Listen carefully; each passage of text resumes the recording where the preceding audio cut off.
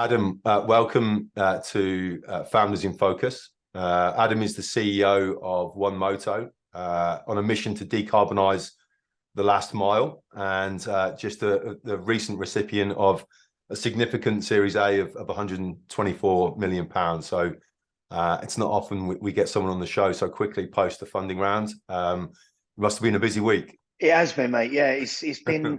In fact, it's been quite a busy few months. Just that sort of financing. That's crikey. That's taken the best part of a year, and endless amount of conversations. But it's a very, very exciting time. So tell us a little bit about how you ended up in this position. I don't know where to start from, but I suppose where I looked at a problem and a potential solution. I was in a really fortunate position in 2016 that I had a classic car that I wanted to get converted to electric. And then being in Dubai, I went to 3 garages, 3 said yes, 3 failed. I walked out, they're absolutely downtrodden. And being a motorcyclist for 30 something years now, I walked out, and I don't know whether you've ever been to Dubai, but there are a wealth of delivery bikes. There's 92,000 on the roads right now, just in Dubai. And Dubai is a relatively small city, right? So it's very, very concentrated, small city. And I walked out there and I thought, I wonder if anyone's designed electric delivery bike. And it was just one of those little moments. And it was just around the same sort of time that, you know, when you've got an idea and then something else happens and you see more and more of it, and it just keeps sort of niggling away until if you've got that personality, you just go, right, I need to find the answer to this. So, and it was just at the time, there's a company out here called Carfu, and they had just announced that they were launching fuel delivery. So anywhere you are, supermarket, car park, home, wherever it is, they'll come and deliver fuel to you. And I just sort of held my head and gone, that's ridiculous. How can people be so lazy? That's a terrible idea. That's never going to work. And my gosh, I was wrong. And I thought, it's brilliant. Now it's the only thing I ever use. I haven't been to a petrol station in a few years. And then I started doing some research. Is anyone designing an electric bike, and the potential of having everything delivered? If you're having fuel delivered, what else are you going to have delivered? And it was around the time that a company called Talent from Kuwait had just been acquired and just sort of really ramping up their operations in Dubai or the UAE. And I thought, there has to be something in this. This is the potential. We could be having everything delivered. And then the research was local, regional, international. And then we ended up writing a white paper, which I've never done before, and having that published about mainstream electric vehicles in the GCC. And it sort of evolved into, what would it take to create an electric delivery bike? I knew about motorbikes. I don't come from an engineering background, but I knew a few engineers. So I just started using my network. And then after X amount of conversations and X amount of trips and visits here and there, I just thought, as every founder, you've got this great idea, but it's only execution that ever actually has any end result or anything to talk about, right? So that's exactly what we started. So 2016, it took us to about 2017 and a half, and then 18 months, and we had the first vehicles on the road. They were delivered over here. And then I spent 3 months through the ridiculously hot summer to test these vehicles. And I tried to do something else, because I come from a background where I've set up and exited several businesses. So entrepreneurialism, founder is sort of in my DNA, just to get things done, just to try and fail. But hopefully over the years, you fail less expensively, right? And so during the summer, I spent 3 months just testing these bikes. And so we didn't go into prototype phase. We did so much testing in the factory that it was then, if this bike works, then we can just start producing. So produced the first few, got them over here, and spent this sort of 3 and a bit months just test them on the roads. It was brutal, awful actually, but it was incredible. And then 18 months after that, we'd gone through certification. So we're the first company in the country or the region to have launched an EV startup. No EV manufacturer, OEM, looks at the Middle East as a region to focus on. It's a relatively small market if you take Europe and the States. And also there's no hot weather testing and various other reasons. So, and the way that business is done. So I thought, right, let me get this certification. We had 18 months, but during the build, I started speaking to some of our customers and said, what would you need from a bike if it was to be electric? What are the Yeah. key parameters of a delivery bike? They told us, and we just used that. And it's so many people don't do it. Why not ask your customers, what do you want? What do you need? And I'll build something for you. And we built something that was slightly more than what was needed, because there was that fear of technology and you're saying this, but maybe you're going to want something else. So we just tried to supersede what the expectations were. And then it took us to a hard launch in 2020 or December 2020.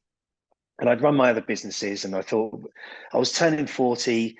I just bought a house, got married the year before, a kid was on the way in a month's time.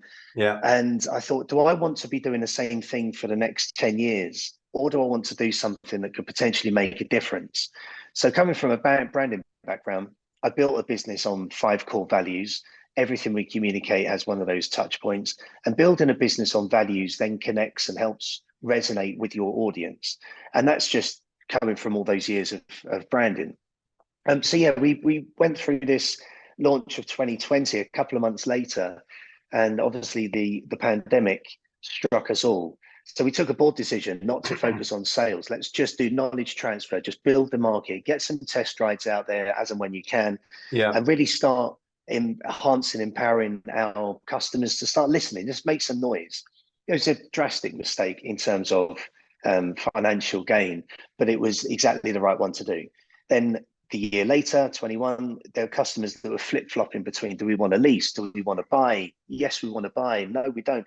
And so again, we just didn't focus on sales, but it was more about building a relationships, getting some trials out there, speaking to VCs. I didn't ever want to build a business based on raising capital to survive, but I think I was just a bit naive, to be honest. I sort of underestimated my vision of what we can achieve, and to have some capital obviously helps expedite growth, because you don't want to be first market leader and first to market and then come and get superseded by someone with deeper pockets. So that was 21. We did a successful crowdfund raise, just over $500,000, and that gave us an SPV of around 83 investors that have all started championing One Moto. And then also in 21, and then last year, we started looking at our footprint overseas. So not looking at the grass is always greener, but how can we create a business that is so modular that with an iteration, it's copy and pasteable in other territories? And that's exactly what we did. So we've managed to open up 6 so far, another 18 in conversation.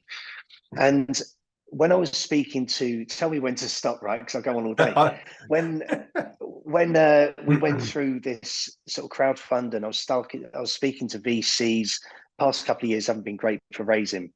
A lot of VCs were bankrolling their previous portfolio and various others, and everyone saw us as a high capex intensive business and operation. And VCs don't tend to invest in manufacturing. It's around 6% of global investments is only in manufacturing. So everyone wants to be asset light, fintech, health tech, meditech, agri-tech focused, and we just didn't fit in that.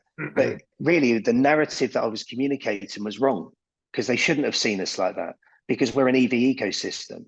Yes, we design and build vehicles, but we also have swappable batteries, the EV fleet, the SaaS software, the distribution model, the One Care. We've got the entire ecosystem. So that's the narrative we needed to communicate. And UK being one of the markets, and it's where our holding company sits, we started speaking quite intently to really start decarbonising, because it's a very different market in operation than it is in the UAE. And because of that, it's easier in some extent, but it's also harder as well. So we started speaking to one company that led on to X amount of conversations. Then eventually beers and cigar were involved. So we're getting on. You knew you were making some progress. And then we started working out how can we decarbonise the UK's last mile. I believe Deliveroo have 60,000 delivery riders working for them. There's a lot of students that will do it for 1 or 2 years. A lot of single parents, that around 17% of their workforce are sort of in that category. So we then started looking at, go through the due diligence, ask us anything, let's give you simulations, let's give you everything you possibly need. Can you basically finance these vehicles? And we've just made that sort of fairly significant announcement. So Did you get all that? I got all of that. So I was letting you roll there because there's a lot in that. There's a lot to kind of unpack from it. If you think about you as an individual, imagine, and this is where this kind of makes me, I find it really impressive. It's kind of a David and Goliath type story where a guy with no previous experience, let's say in EV, then decides you're going to take on the EV land, like an established landscape of probably an industry, an automotive industry of 100 years old plus, that all of a sudden wakes up one day and then decides to take on and disrupt that market. So it's hugely impressive, and there must have been some kind of doubts along the way, particularly early on when you were in terms of getting this off the ground. There was, mate. Yeah, I wouldn't say this now could come across as arrogant, which I'm not trying to portray that. There's a lot of questions you ask yourself, but then coming from business in the past where I've had some massive highs, massive lows, some terrible times, some what do I do, head in the hands, I want to hide type of scenarios. Yeah. But then taking all of that experience and I suppose the wisdom that comes with it, and then creative problem solving, tenacity, stubbornness, self-belief, and all of these other sort of personality traits. And I thought, yes, I don't come from an engineering background, but I can build a bike. And right. I come from a branding background, but I've never built an EV brand. But if you take all of the philosophies of what it takes and the network, which is so incredibly important in business, without a network, you could potentially be nothing, or you're like a fish swimming upstream. You've got no way of having that additional support. And I have been a lone ranger through my businesses for many years, but also surrounding myself with people that I truly admire and greatness, some incredibly successful, some incredibly unsuccessful, but there's something that you gain from that, right? Yeah. And then sort of taking all of this, and I thought, how can we build this hyper-modular EV company where we can't get superseded by technology because we'll just use the latest technology and embed it within our vehicles? Is it possible?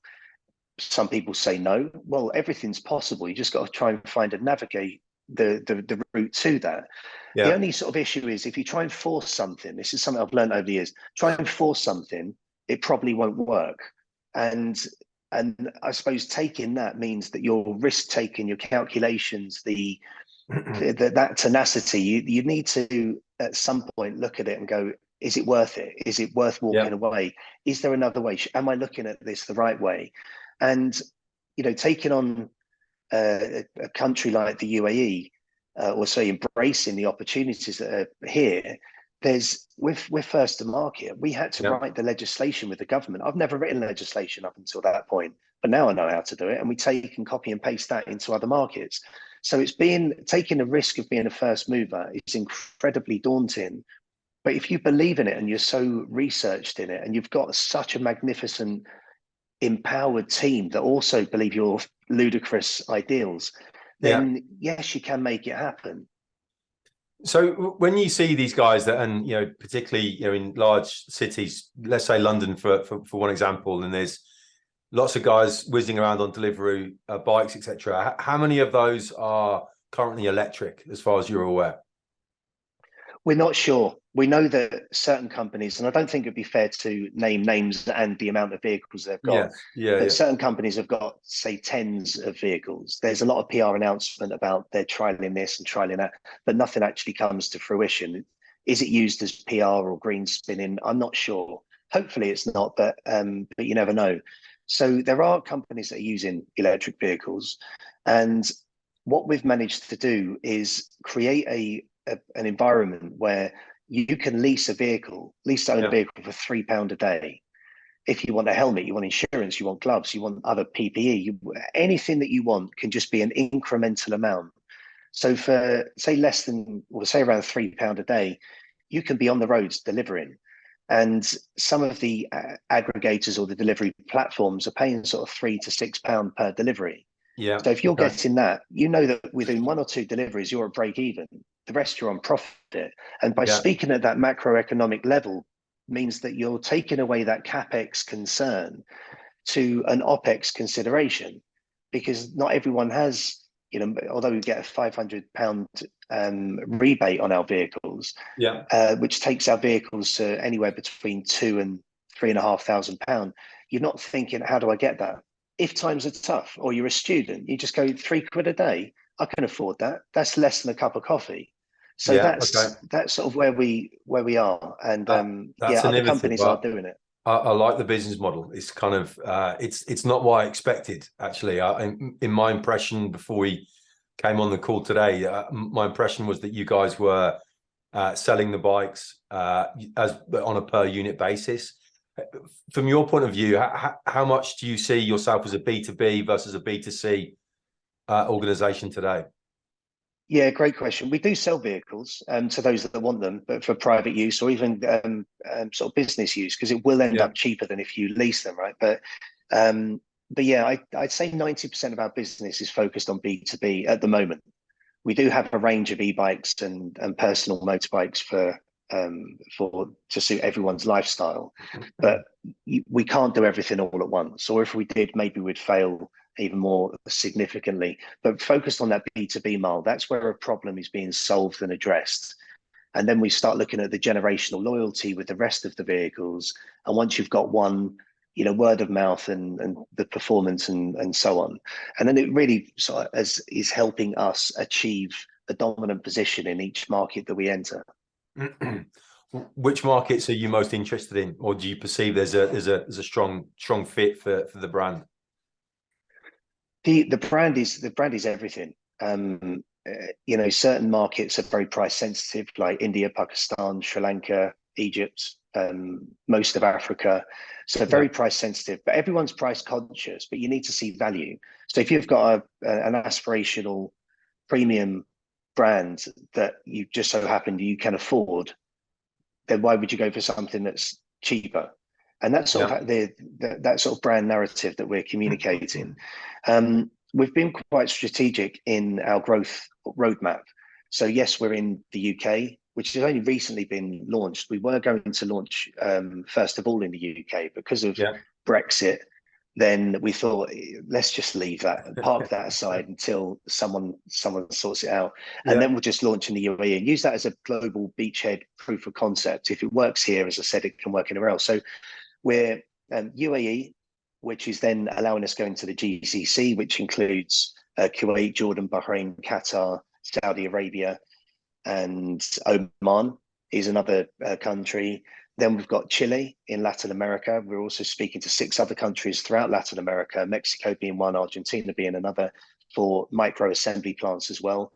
Then we've signed Ethiopia as a distributor, Kenya's in conversation, Angola, Nigeria. I think there's about 12 or 13 countries that we're speaking to there. Okay. And who, we thought who would be a target in those countries, Adam? Like when you talk about opening up those markets, who do you engage first when you're in expansion phase? Yeah, so we start off with distributors because they have the market knowledge, they've got the network, and from that and offering attractive margins, then they will know the dealerships that are able to sell those vehicles. So not everyone that sells motorbikes are going to be able to sell a delivery van or an e-bike. So they can. The reason why we've got so many vehicles or vehicle forms in our fleet is because then those forms can be sold in retail shops or wholesale or in automotive network. So we start off with distributors. There are some dealerships, but dealerships are. We either need to set up our own entity there and then have ourselves as a dealership.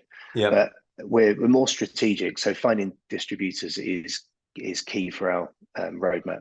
Got you. What about the DNA of the organization? Adam, you've spoken about being or coming from a branding background. How much? What's the DNA split between, say, automotive player versus technology company versus mission-driven EV? Where's your kind of true north as far as those things are concerned?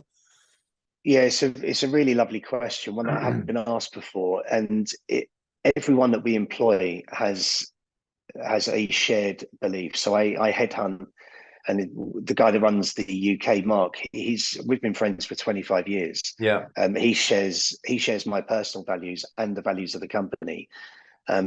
we weren't looking at Steve, who's our COO. I've known him for 10 years. It took me 18 months of sort of massaging him and grooming him to join us on board. So we're really selective in that team because you need to share the same values. It's not about flogging something that, yes, it's better for the environment. You really need to believe it and you need to own and live it as well. And show it. So you can tell your audience everything, but showing them everything is far more powerful. So we are an impact driven business. We are tech focused, although that will always increase and evolve. I've got a strategy that I want to, at some point when we exit, that whatever I walk away with, the majority of that percentage will be put into philanthropic arenas to actually help the planet, not necessarily people, but help the planet, because then I'll have that pull that I can then connect with other people with the same mindset. So I've got a very personal journey that I want to go on. There's others, the super geeks. Harry, who I've worked with for 7 years, he's a super geek. He's head of tech and innovation. He's in it for the technology. So it's a hybrid of everything that you've just asked. From a manufacturing point of view, how are you manufacturing the bikes? Where and how much of a challenging process has that been to get efficiently structured? It's predominantly built on relationships and really concentrated and focusing on those relationships. So we've got a factory that produces exclusively for us in China at the moment. We're literally days away from signing the contract for a factory in the UAE. We've signed one as well for Sri Lanka that should be breaking ground in Q1 this year. Argentina's already in conversation, as is a bit earlier stage Mexico, Kenya, Angola, Uganda, Ethiopia. So they're all these conversations we're having about having these assembly plants. And the reason for it is, I believe that if you could domesticate your supply chain as much as possible, then you're reducing your carbon footprint. You're also reducing any dependency on anyone in particular. And then you're creating in-country value. And over the years, when that value becomes invested, so in Africa, they don't necessarily manufacture anything to do with automotive, but they do assemble a lot. But as more and more investment goes into Africa, we can reverse engineer our vehicles to have those African-made components, which then creates a level of generational loyalty with the employees that we employ direct as well as by proxy. So we're looking at these micro plants that will produce between 3 and 10,000 a month. Interesting. And these are ones that you're setting up directly, or you kind of essentially an OEM process that these guys are manufacturing other solutions or other automotive equipment, or? Yeah, they've got to be exclusive with us. So we're working very in the two that we've already two that we've signed and the others that we're speaking to. It's very much building a one Moto facility. We don't want to go into that sort of OEM route of multiple. We've got a lot of trade secrets, and we've got various other patents that have been applied for and are being applied for. So we've got to keep it internal as much as possible. But one of the philosophies we have as an organization is to collaborate. So we don't invest in battery tech, for example. We just use and utilize the best tech that's available for that energy source. And it's also allowed us to collaborate with various other parties internationally where they provide fantastic solutions, and we can embed those into our organization so we can all grow together, because you can, with lots of minds that have the same vision, which isn't always easy, you can achieve so much more, so much quicker. Phenomenal. It's a fantastic story today. Forward from here, what's the growth plan look like? What in terms of the investment, and then how you're looking to expand and grow? What's priority for you next? My personal priority is, like, I believe, the first automotive company in the world to have achieved or positively impact 15 out of 17 of the UN's SDGs. So by the end of the year, I'd like to have achieved all 17 of them. But that's a sort of personal thing from that leadership, ESG, philanthropic arena.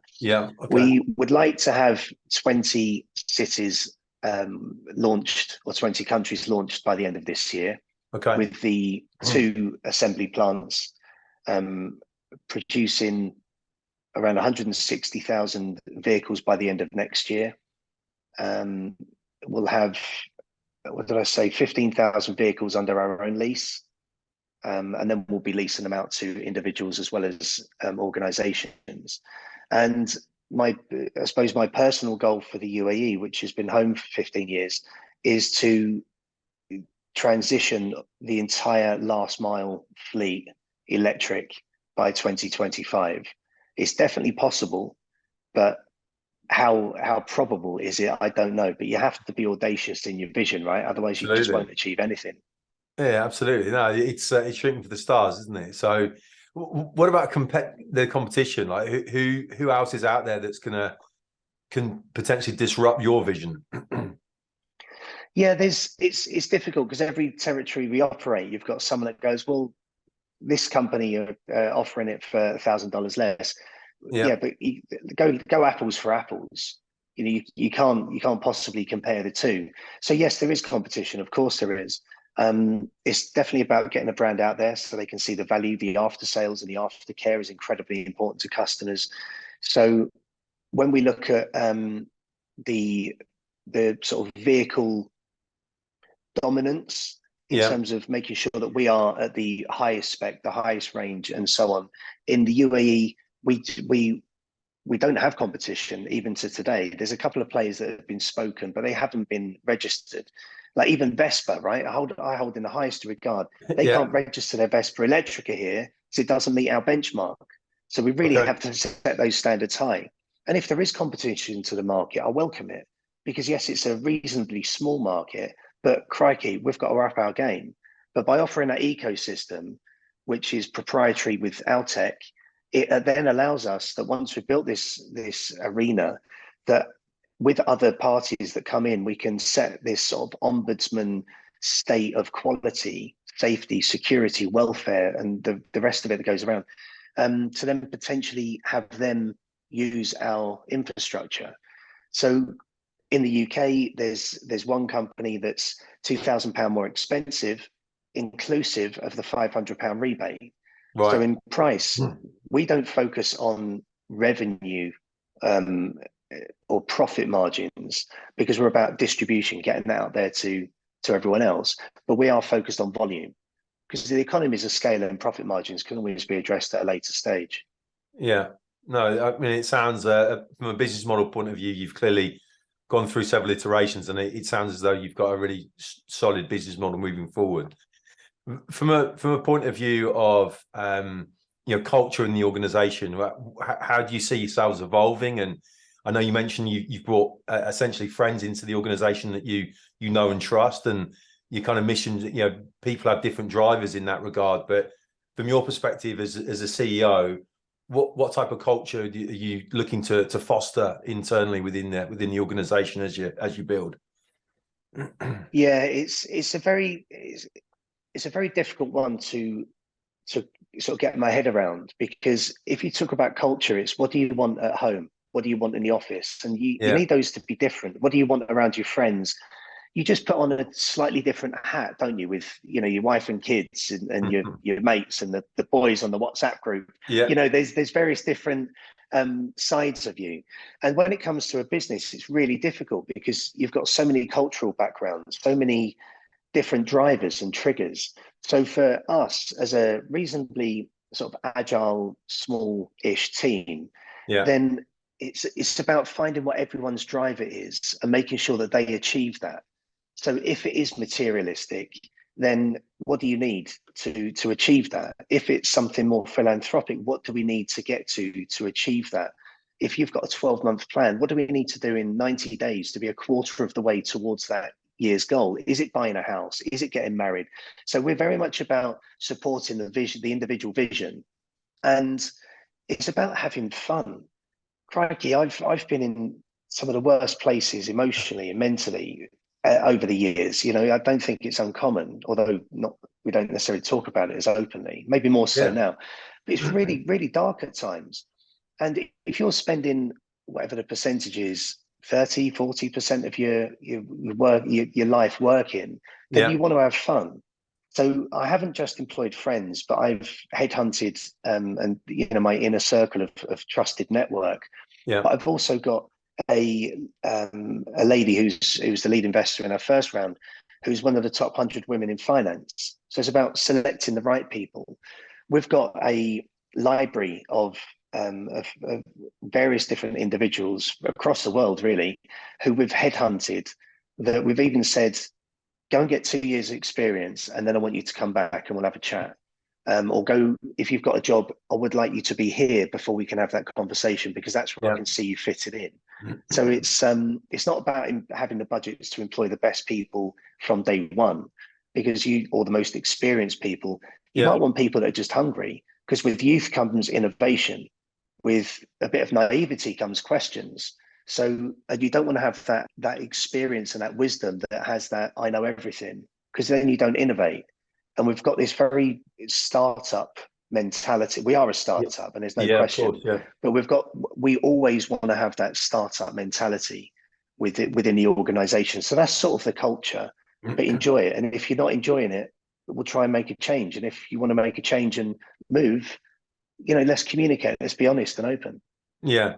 No, I think people that are naturally inquisitive and work well in an organization, an environment that's naturally disruptive. And I think, in your world, in terms of the product that you've created and the business model that you've evolved, I think that curious mindset and having someone who's got the ability to be disruptive but have fun doing it is really important, because I guess there's less structure in an earlier stage organization, particularly one that's reinventing a business model.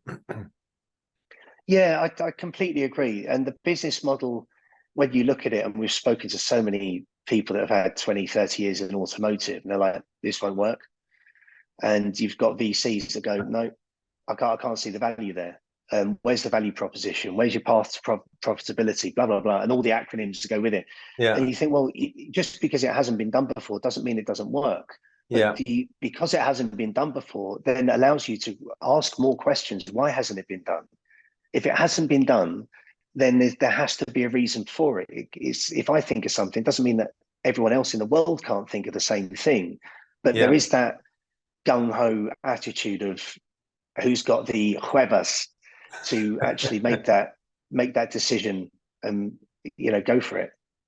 Yeah, no, it's hugely inspiring, and I think that meeting someone like yourself that's on that journey and has kind of already taken that first 3 or 4 years of probably people saying no at times, like you've already described. So, VCs that will say, I don't get it, I don't see the vision, and I don't see that path. It takes a certain amount of ability to push through the nose and to keep going. So it's kudos to you, and what a great product. Like I absolutely love it. I literally look at those bikes and it resonates straight away. I can see it, and straight away it's a question of taking that passion that you've clearly got and creating the future, which is so great to see.